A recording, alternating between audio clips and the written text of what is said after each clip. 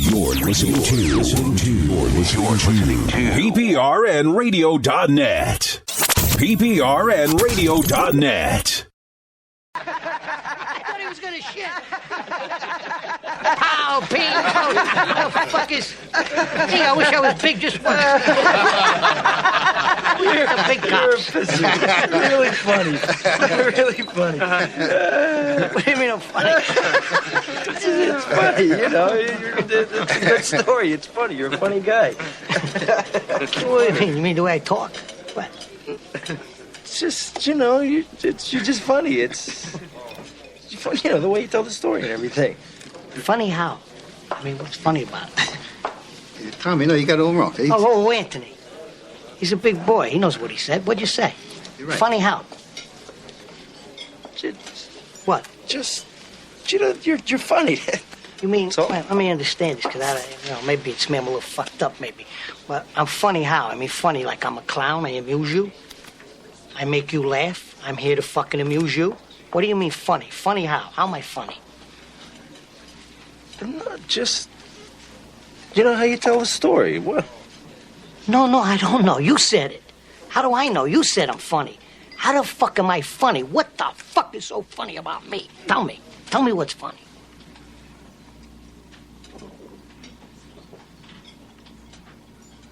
Get the fuck out of here to Tommy. You motherfucker. I almost had him. You stuttering prick yet?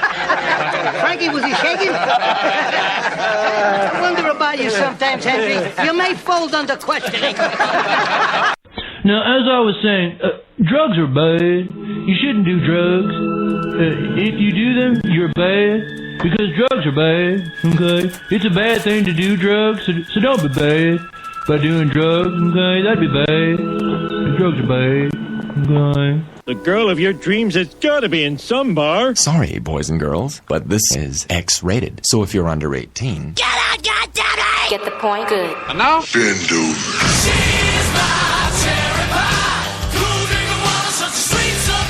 Y'all ready for this? Get it out.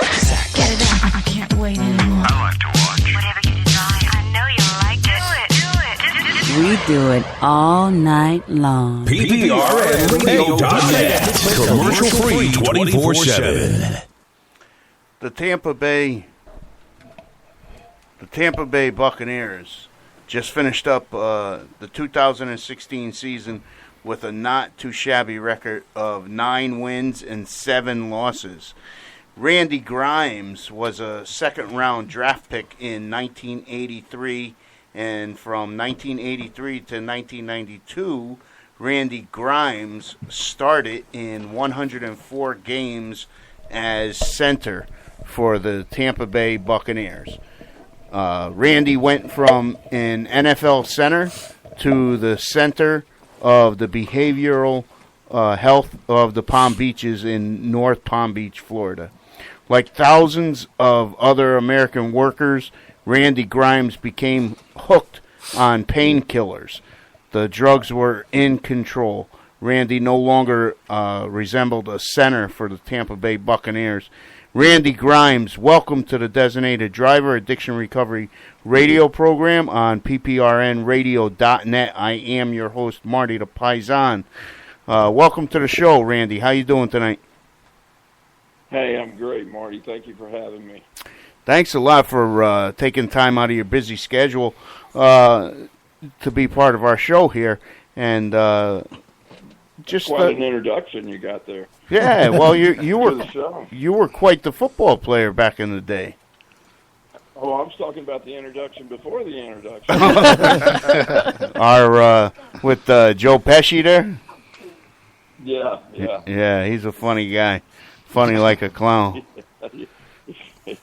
So, tell all our listeners what happened to you on the night of September 22nd, 2009.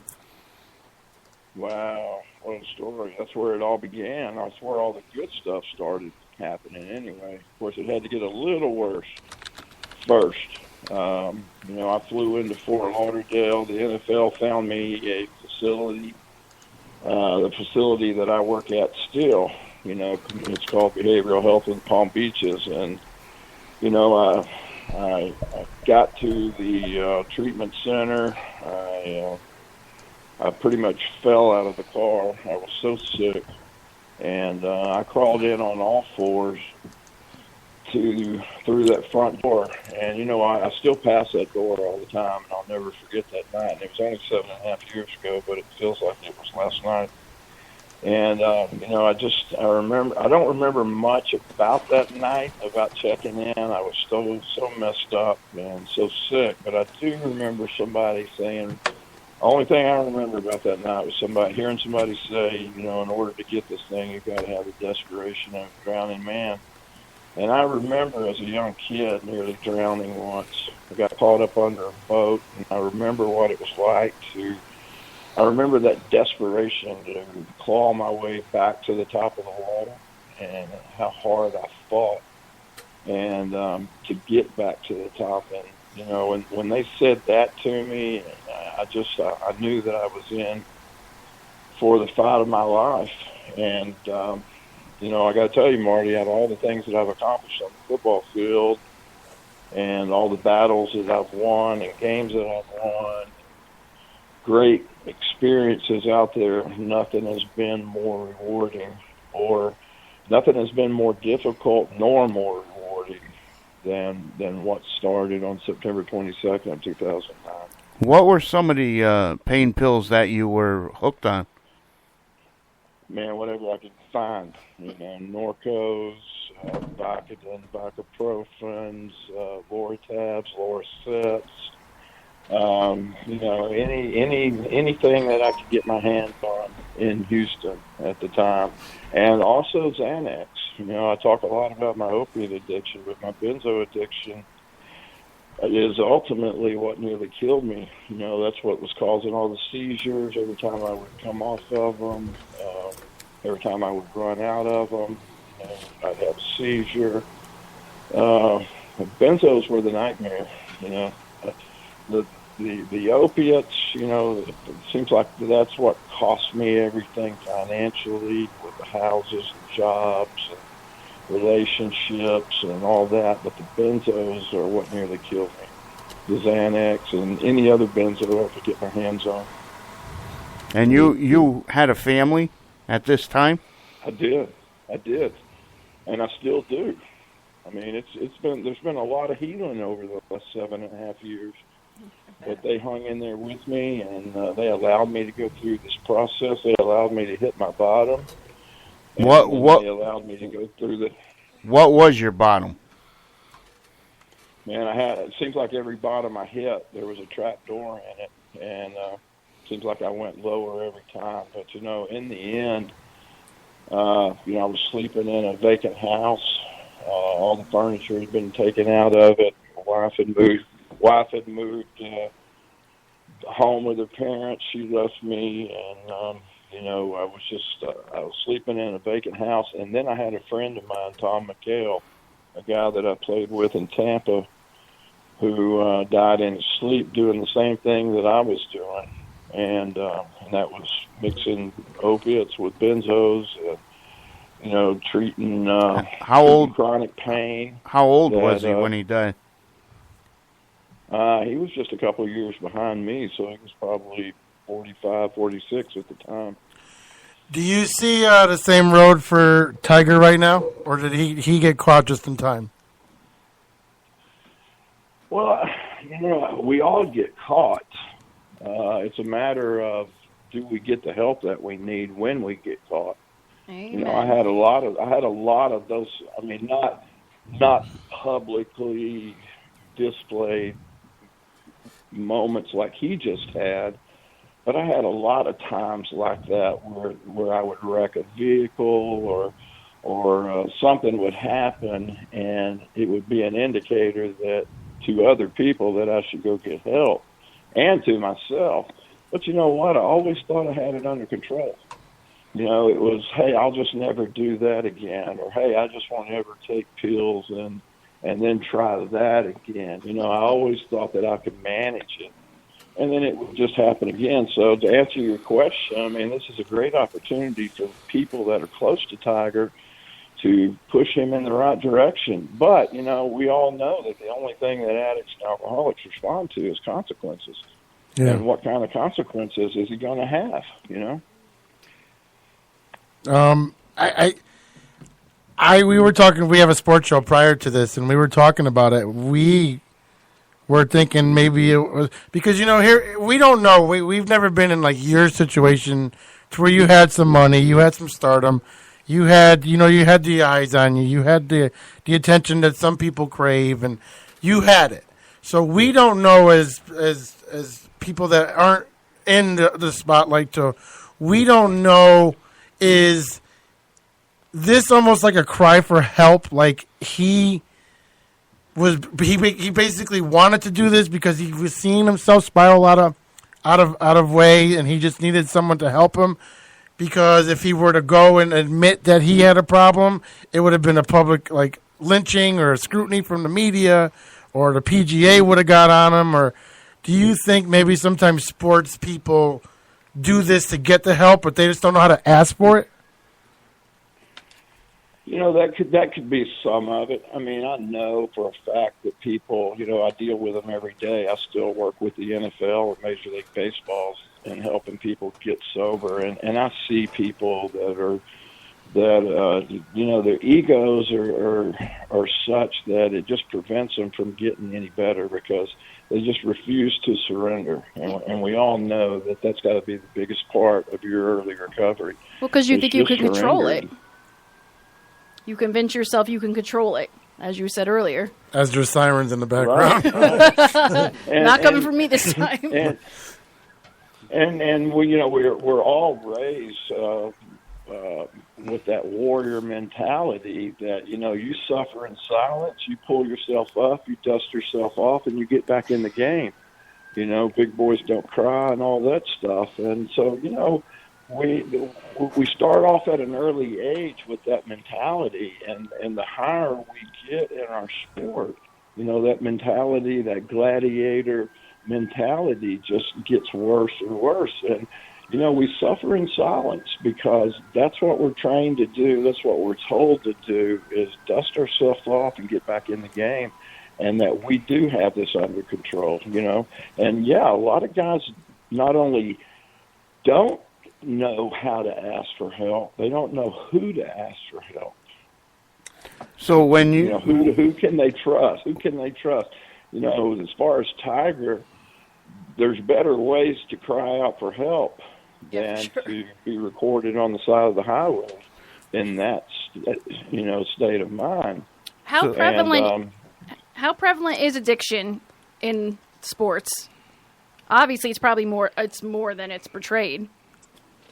Yeah, absolutely. And I think that the NFL, I think a lot of these major leagues, you know, they cover up a lot of it. But, you know, just based on and I work with retired guys. Well, there's a lot of injuries. Guys, excuse me? No, I said there's a lot of injuries in which I could assume that. Well, yeah, and you know, that's how my addiction started, was the injuries that I had in the league, and I started self-medicating because I was going to do whatever I had to do to stay out on that field for a lot of reasons. I wanted to be the best center that ever played the game. I wanted to keep a consecutive starting streak going. I wanted to feed my family. And, you know, I knew that if I wasn't out there in my position, somebody else would be. And, you know, I had so many enablers. I had justified it so many ways, and I had so many enablers around me. You know, I had team coaches, team trainers, teammates. I had fans. And all I had to do was play good on Sunday, and the addiction went on for another week. And that happened year after year after year. Trust me, I lived in Tampa for a while. I can see all the temptations that are out there. Well, there you go. You know, Ybor City. Even in New Tampa, where New Tampa was built, it's everywhere. So let me ask you a question. Just playing for Tampa in the 80s and early 90s is enough, right? Yeah. Let me ask you a question, Randy. Jump ahead to the treatment facility there. How did that treatment facility change your life? What did you learn from there? Well, the first thing I remember is being treated with respect and dignity. I needed that. I needed somebody to call me out on all my BS, all my excuses, why I couldn't do this, why I was unique, why I was that one that was going to have to stay on opiates and benzos the rest of my life. I needed somebody to call me out on all that. But you know what? I stayed in detox, just the detox portion of that thing. I stayed in there for 3 weeks because I had had so many seizures, and they wanted to take it real slow and baby steps coming off those benzos. And I remember it was exactly 2 weeks into the process, and I was sitting at a picnic table, and I still pass this picnic table practically every day too, so it's like holy ground for me. But I remember I was sitting there that morning, and it was at 8:45 in the morning on a Wednesday, and I used to get up every morning and write. And I don't know why, because I'm not a big writer, but I would get up and just kind of write down every morning how I was feeling, what I was going through, what my thoughts were. And this particular morning, I can remember just sobbing uncontrollably. And I can remember thinking, if this is what being sober is all about, I don't want to have anything to do with it, because I was miserable. I didn't like what I was feeling. I didn't like dealing with life on life's terms, because I had forgotten how to do that. I just medicated up and escaped. And I can remember sobbing uncontrollably, thinking I couldn't get over the urge to throw pills down every day. I'd been doing it for 20-plus years, and I remember it was like somebody came up behind me and just draped a warm quilt around my shoulders. And I say quilt because I remember feeling weight on my shoulders. And I remember the obsession to use, the obsession to throw pills down was lifted at that very second. And I can't explain it. I mean, I know what it was. I know it was my higher power. But that was my burning bush moment. That's when I knew that I could do this thing, and that I could, if I would apply myself, open up and engage in what was happening there, I knew that I could do this. And so, I mean, that was my burning bush moment there in treatment. So, what would you, somebody that's listening now, that's going through the same struggle that you went through, what would you like to say to that person? Well, I'm an advocate for inpatient treatment. I believe that the using and the drinking and everything that we do is just a symptom of something deeper underlying, And, with me, I had to get into a facility like that to deal with my lack of identity, my self-worth issues, things like that. Because, listen, guys, when football was taken away from me, I didn't know who I was. And I didn't realize how much that fueled my addiction. I mean, yeah, I always said I had injuries and I had chronic pain, that the addiction had gotten away from me. But it was all about not wanting to feel like that person that I was. And that was Randy Grimes without football. I didn't know what my contribution to society, even though I was a father, a husband, a son, an employee, a neighbor, all that stuff, I didn't know how to do that anymore. I didn't know who I was when I wasn't Randy Grimes football player. So that was my underlying issues that I had to deal with, but we all have stuff. Everybody that's involved in addiction has that underlying, whether it's trauma, depression, who knows what it is, but something's fueling that addiction, and that's what inpatient treatment's all about. And I encourage everybody that needs addiction help to try that process first. And what's the treatment facility that you work at? It's Behavioral Health of the Palm Beaches, and I'll tell you what, I stayed here 90 days, and when I left, when they asked me to leave, I was like a wet dog on their back porch. They could not get rid of me. They tried to shoo me away with a broom, and I was just so scared to leave that safe place. But what I did was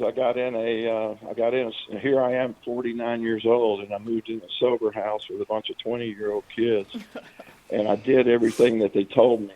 I continued with that surrender and that desperation, and everything they told me to do, I did. I even went back on campus within a week of discharge, and I would go on campus every day and just pick up cigarette butts. Anything to stay around that safe place, and for those people to see my eyes and hear my voice every day. I needed that accountability for a while. Well, what you've done, I commend you. You've turned your negative into a positive, and we really appreciate you being part of our show tonight. And my gosh, thank y'all. Any final words you would like to give the designated driver listeners? Well, first of all, this has been, like I said earlier, the most rewarding thing that I've ever accomplished, and I'm grateful for recovery. Everything that was promised to me before I came into recovery has come true, and plus some. The one thing people ask me all the time if I miss football, and it's not that I miss being out on the field, but I miss that locker room camaraderie. Being with the guys, being with like-minded people that are wanting to accomplish the same things I am. And that's what I found in the rooms of AA and NA is, I found that camaraderie again that I was looking for ever since I left football. So, recovery works, and I'm just so grateful for the rooms. And we're grateful that you called in and part of our show tonight. Randy, thanks a lot again for being part of the show. We appreciate you being here. Thank you for having me. Thank you very much. All right. Thanks a lot, and best of luck to you over there with all the mentoring that you're doing and everything. Good luck to you. Thank you, man. Come see me. I will. When I'm in Florida, I'll look you up. Not as a client, though, okay? No. Oh, damn. All right, so thanks a lot to Randy Grimes for calling into our show, and you can check him out. He's on Facebook, so look him up, and that's a great story that he's got there. So all the best to Randy Grimes. We got a couple good bands that we're gonna let you guys listen to in a couple minutes here. We got two bands, Late Night Savior and Dolly Dearest. While AA and NA may remain a solid option, you may not be familiar with some alternative programs that can help you regain a rewarding and fulfilling life. LifeRing.org, WomenForSobriety.org, and of course, SmartRecovery.org. Smart Recovery sponsors face-to-face meetings worldwide and has daily online meetings. SmartRecovery.org also has 24/7 chat room and message board. True Ink Gallery, tattoo and art piercing gallery. TrueInkGallery.com, True Ink Gallery USA on Facebook. It's a full-service custom tattoo and piercing shop. 2005 Foxen Road in North Branford. Half mile past McDonald's down there. They specialize in one-of-a-kind cover-ups, recolors, and redos. Ruick is badass when it comes to fixing up somebody else's screw-up.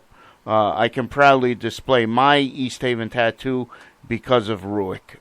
So if you got a tattoo that you want fixed up, he offers discount for veterans, and he offers a discount for the designated driver listeners.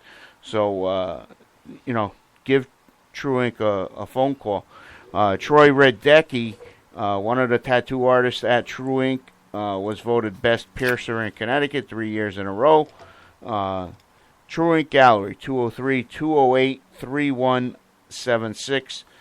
And also, the Center for Compassionate Recovery, our doctor, in-studio doctor, is not here tonight. He had a family emergency, Dr. Bono.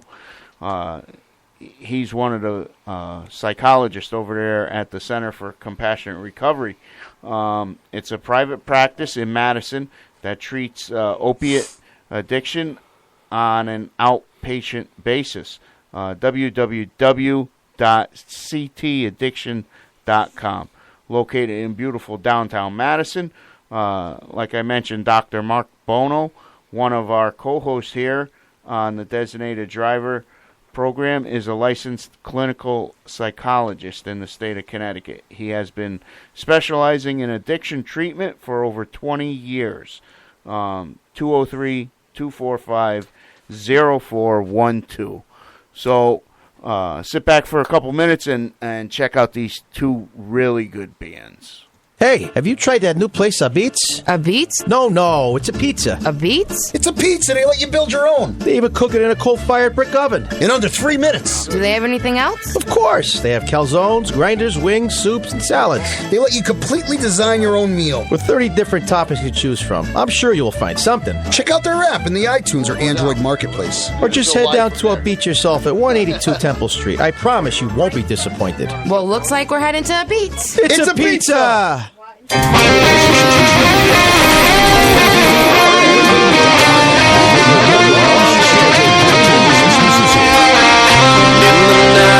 Brought out of sleep, you were standing to the side of me.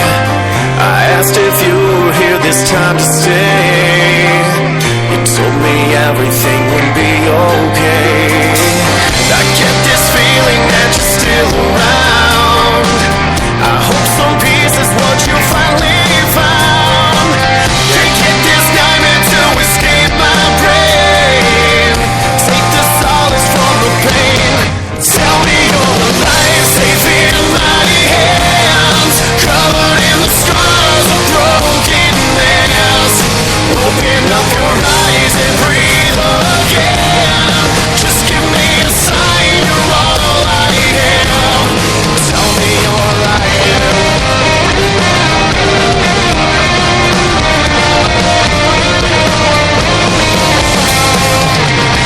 Every night as I return to sleep, this same feeling washes over me. Oh, anything I ever did so wrong to make you feel I'd rather have you alone.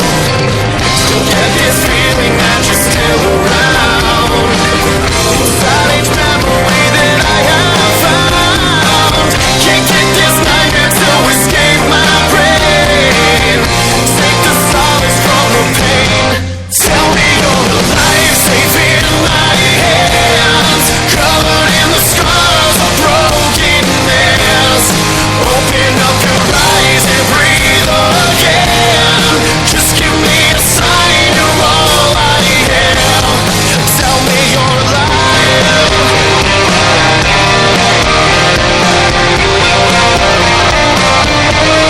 Tell me you're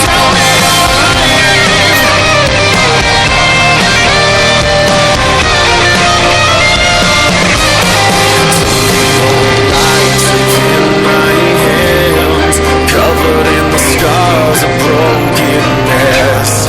Open up your eyes and breathe again. Just give me a sign you're all I am. Tell me you're alive, safe in my hands, covered in the scars of brokenness.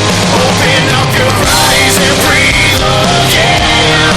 Just give me a sign you're all I am. Tell me you're alive.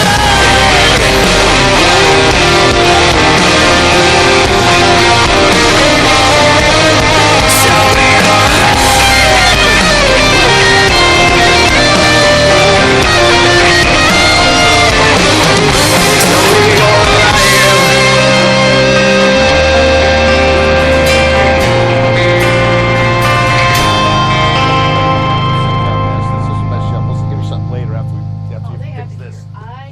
Oh, they have a cure for everything, I believe. I believe.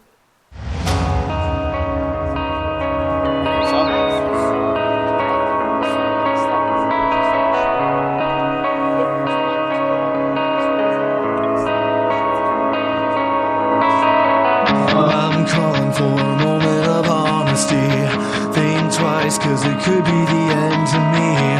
She's wanting more, waiting time. How long till the moment's gone? When it comes to this, outside on the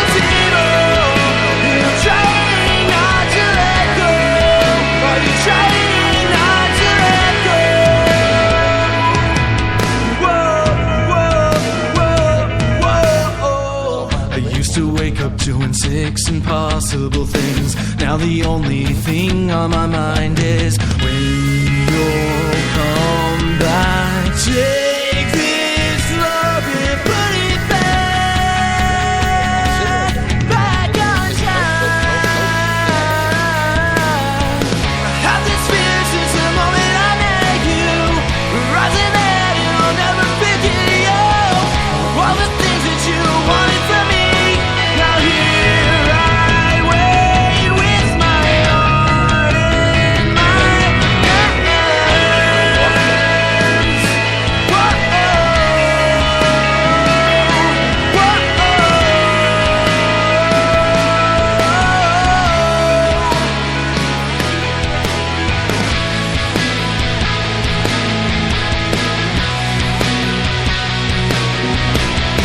A cigarette rested well within her hand.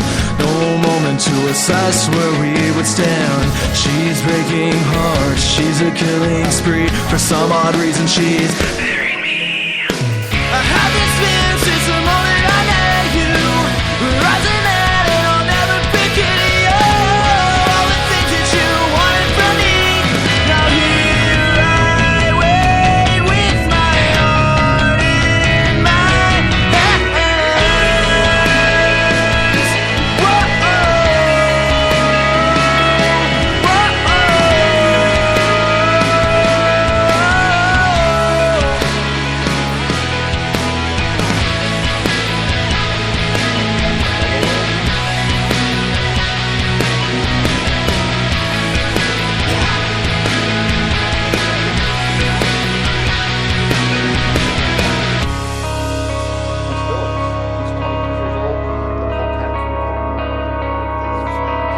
Is this what you wanted from me? 'Cause honestly I don't want you to leave. If two hearts could be meant to be, then how can you sit and let this go?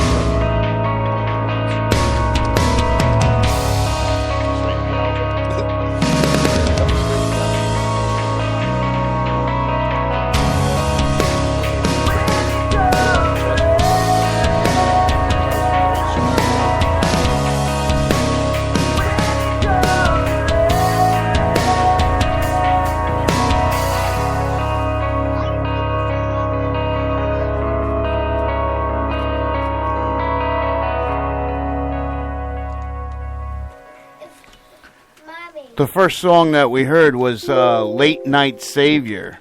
They're a hard rock band out of Salt Lake City, Utah, that emerged on the music scene in 2014. The group has opened for national acts such as Drowning Pool, Alien Ant Farm, Mushroom Head, and more. Their new single that we just heard, Alive, right here on pprnradio.net, is available for digital download. You can download the entire album or just the single 99 cents. So if you like the song, go down to their website, latenightsaviorband.com, and download that single. The second band we heard was Dolly Dearest, an alternative metal band out of Atlanta, Georgia, influenced by Ronnie James Dio, Rainbow, Metallica, Iron Maiden. Dolly Dearest is on Facebook, and you can go to their page and download the song Impossible Things. That's the song that we just heard here on pprnradio.net as well. Delestra Jewelers, right there on Main Street in East Haven, 280 Main Street. They've been in business for over 43 years.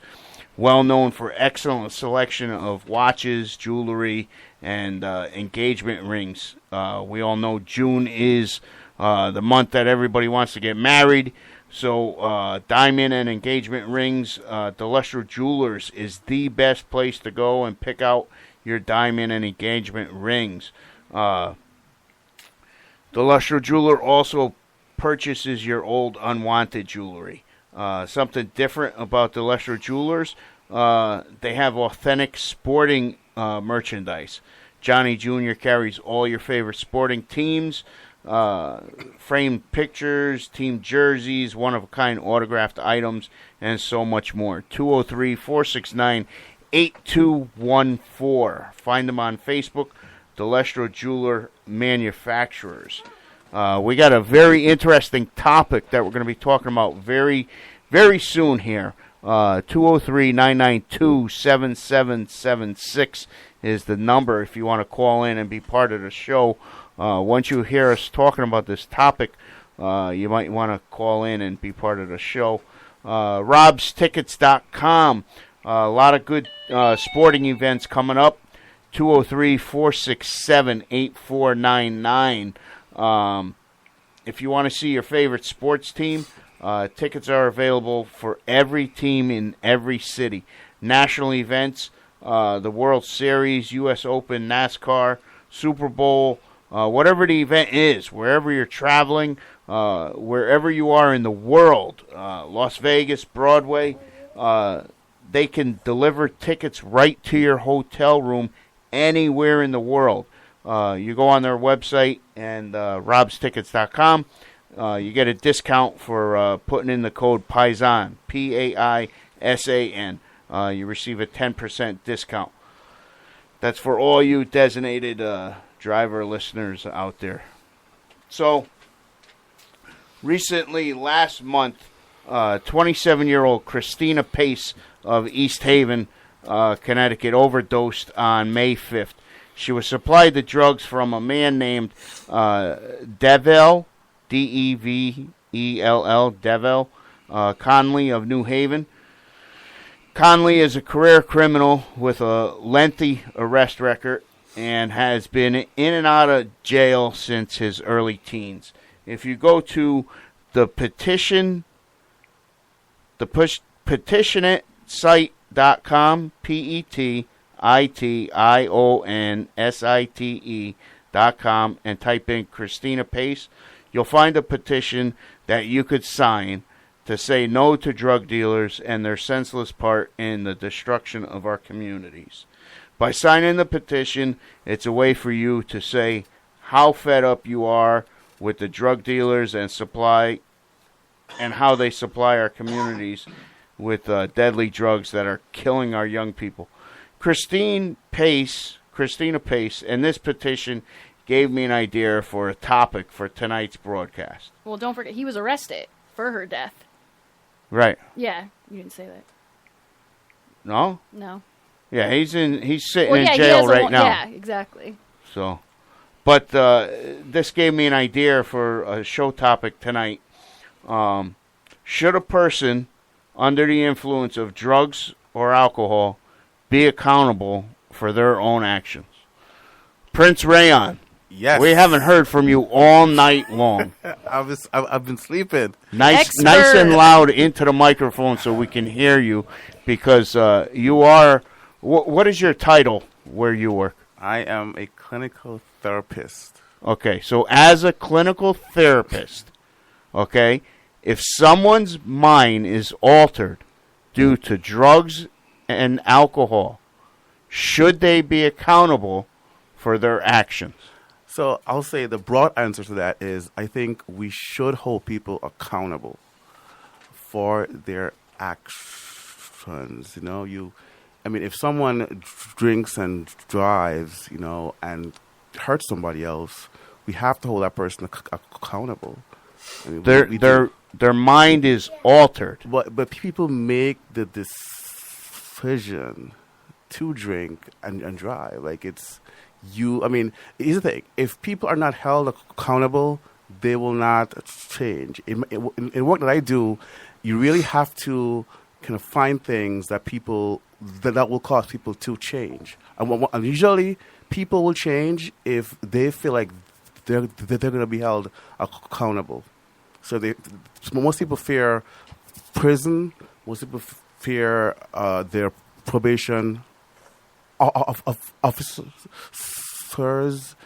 They fear a lot of things. You have to use some of those things to get people to be held. You got to stay into the microphone. Right. Because you're going in and out. Yeah, I'm saying that, but it's really important to hold people accountable. Now, I do feel like it's important to promote treatment over punishment, right? So I think it's important to actually treat people, but also you have to also hold people accountable.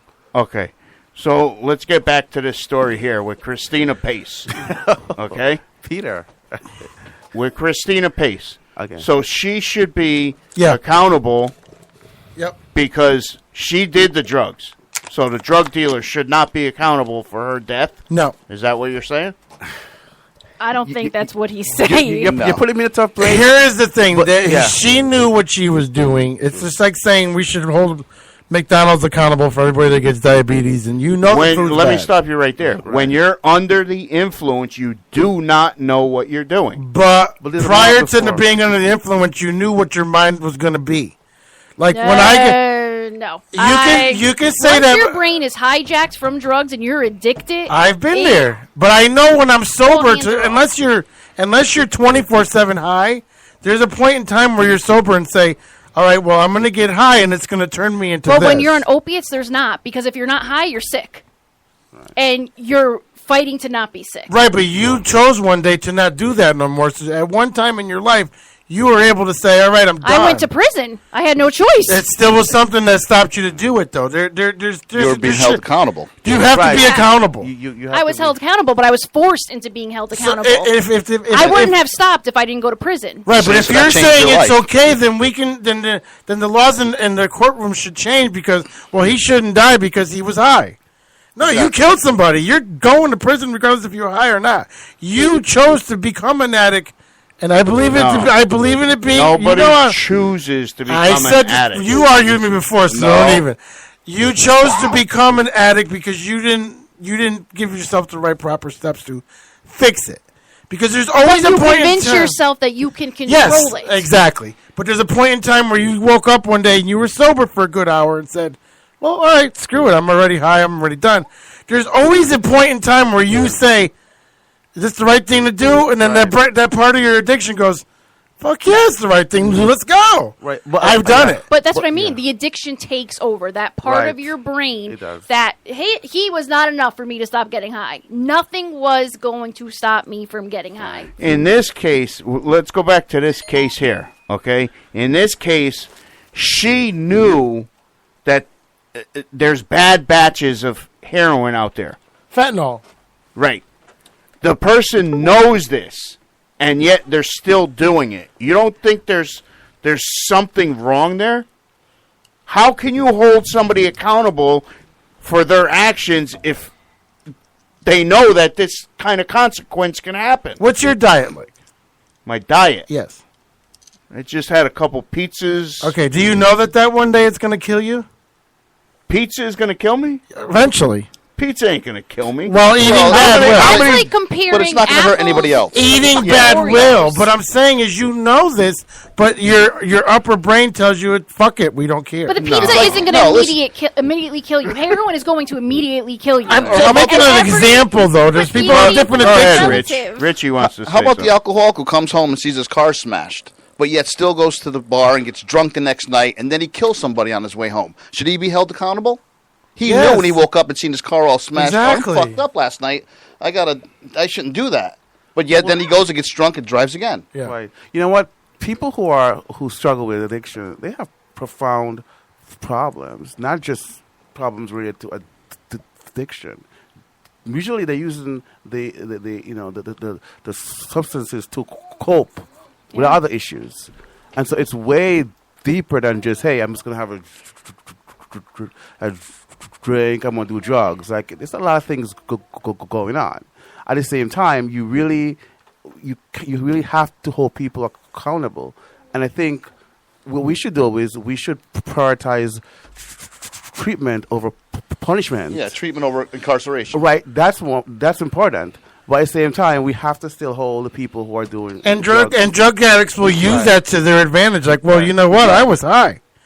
Like, if you're in a marriage, you can't divorce me. I was high. Yeah, but let's not forget. We'll use that. We will use that to our advantage. Christina was not committing. Her only crime was going out to buy heroin. She wasn't out robbing people. She wasn't out doing all this malicious and destructive behavior. She was probably just trying not to be sick. At the end of the day, did she do something? She overdosed. She didn't hurt anybody. She didn't hurt anybody. She just overdosed. Yeah. So I mean, she had bad fentanyl or something, right? Yeah, she got a bad batch. There's been a lot of bad batches going on. Yeah, of course he should be in prison. So That's he's a drug should dealer. be held accountable. He is. He's in jail now. Right. But yes, he should definitely be accountable. He's a dealer. And you know you're selling shit that's going to kill people or But has killed people. if she doesn't buy it from him, she's going to buy it from somebody else. Yeah. So that's the addiction. So you're saying Yes. So if this guy who's dealing was under the influence and dealing to get more for himself and gave it to her and she OD'd, is he accountable? We're going. He's deep accountable. Here. We're going deep. He wasn't a good business person if he's selling bad shit. Right. Well, I think you're right. Like, and that does happen a lot. That does happen where people sell whatever it is to fund their own habit. It happens. Yeah, he gets it, cuts it with something else, sells it to them, and he takes his piece. And that because he's addicted, it just flows down the line.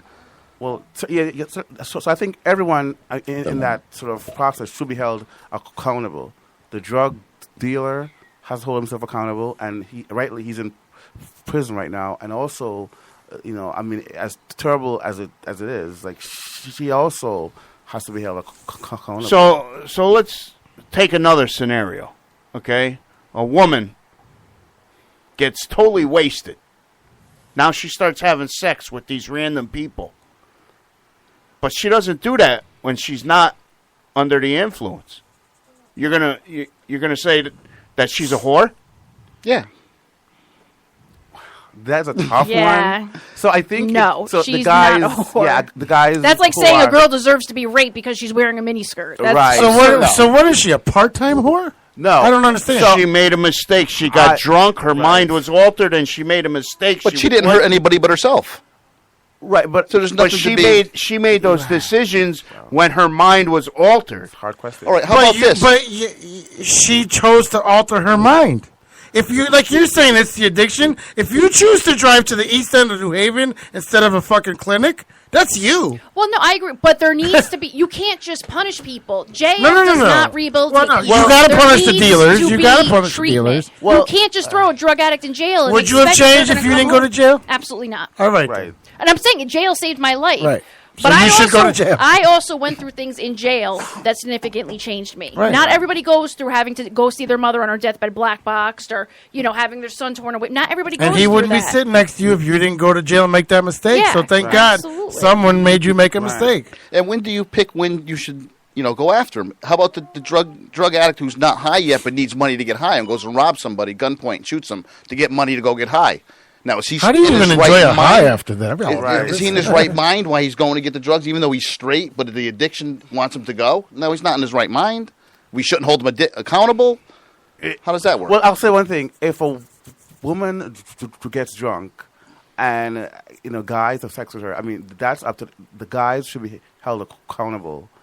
Really, I mean, if you know a woman is drunk and you go ahead and have sex with her, that's not okay. Yeah, but if you're out partying, you're a party guy in New Haven, and a girl comes up and says, "Hey, you want to bang?" You're not going to say no. At one You're of a those college wild kid, yeah. karaoke Yeah. parties. Yeah. You get the drunken Let's be karaoke real here. girls. Even straight guys that don't party Right. at all still will be banging people. What we should do is we should teach women and girls how to protect themselves from situations like that, right? Talk to them about, hey, stay clean. Don't drink.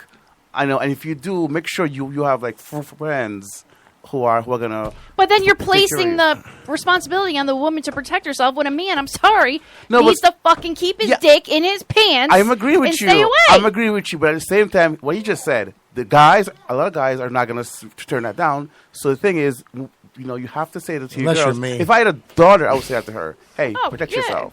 right? Because there are guys out there who are going to take advantage of you. But I'm again, saying- teaching girls like on a society, like as society on that level in a media, whatever, is again portraying the message that it's your responsibility Right. to make sure this doesn't happen. We just to don't you. teach girls. We teach boys Yes. to how to respect women. Absolutely. And how to know when not to do that, right? So it goes both ways. But I think if I had a daughter, I would definitely tell her, listen, don't do it. Don't do it. Don't go out and get drunk. And if you're going to drink, make sure you have See friends, how that works out really for good you. friends. I know. Yeah, it's, well, everybody it's should be tough. accountable for themselves and Right. your actions when you go out. I mean, if the girl goes out and gets drunk and then all of a sudden she sees this guy got coke and she wants to do coke with him and she's like, oh, well, he's like, well, the only way you're going to get it is this. And If she's it's going to go and get illegal, what she wants. you shouldn't feel entitled. If it's illegal, regardless of your state of mind, you are done. You need to pay for your crime. You need to pay for whatever you thought that. And otherwise, we would have empty prisons because everybody would be like, well, the pizza made me do it, or the heroin made me do it, or the crack made me do it, or my mother yelling at me Friday made me do it. Especially this generation with all these entitled kids. Oh, yeah. Right. Oh, my God, my mother yelled at me. I wanted to go out and just stab somebody. But in It's got to be repercussions. but with for taking all punitive I'm measures, saying you need is- treatment. Their treatment Of course. has to be part of the Yeah. punitive measures. What I'm saying is, if your mind is altered, you're not making the decisions that you would if your mind is not So altered. she should get a walk? Absolutely, but that doesn't excuse you from the things that you What do do you that feel? hurt people. They should get a walk? People that commit crimes because they're high should get a walk? Thank God she didn't. She wouldn't be with us tonight. They should not No, be I wouldn't accountable for their actions. So they If should they're just get a not- pass. No. So then what happens? Well, what Who should gets happen? in trouble? Yeah. What should happen? What's Right. going What on? happens? I'm not the justice system. No, but what should happen? Well, to you're them? What do saying- you think should happen? They should get treatment. They So should right get some away, kind of treatment. your sentence is 30 days in rehab.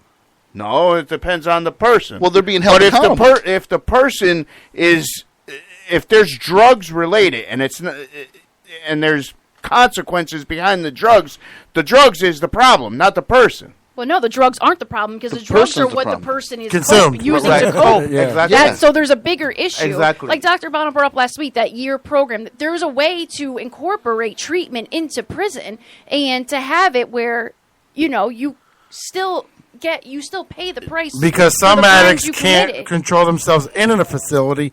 They need to be locked down for 24 hours and then treated throughout that whole Yeah. process. And There's that's people that also- can't just everybody's go. different. Yeah. I I went to a rehab. I walked out 7 days after. I said, "Fuck this!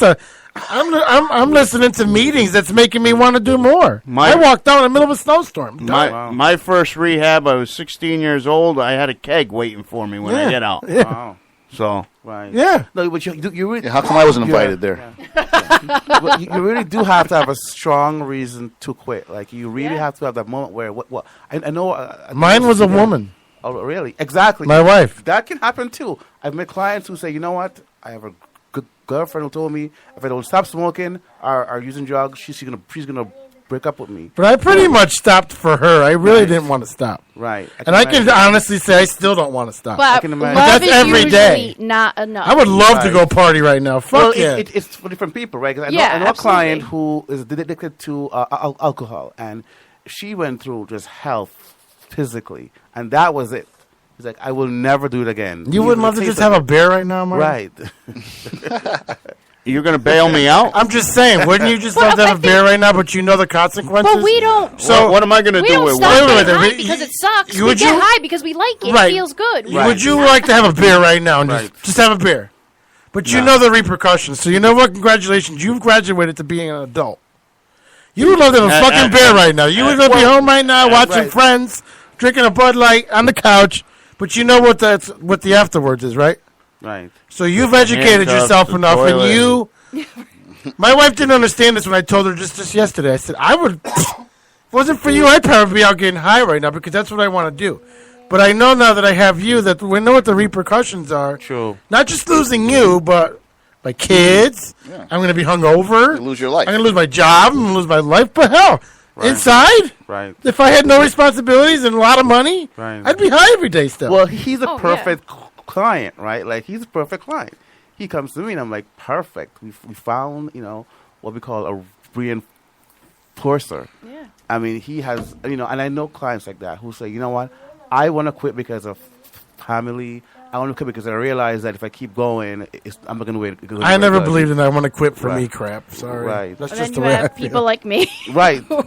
Who sometimes that happens. Sometimes some people. An addict don't want to quit for him. He quits for the people that are right and sometimes, around him. Yeah, that's true. We don't quit for us because we don't want to quit. Right. No, I quit for my son. Well, I would go till my heart stopped. Right. Here's the thing too. A lot of people who suffer with addiction, they're suffering from trauma as well, right? And they. I met Marty. That's enough trauma. Right. But that's the point. So when he says people should not be held accountable, there's some truth to that because some people really cannot control it. That's because he's got a case pending and if somebody's mind is altered, they should not be accountable for their actions.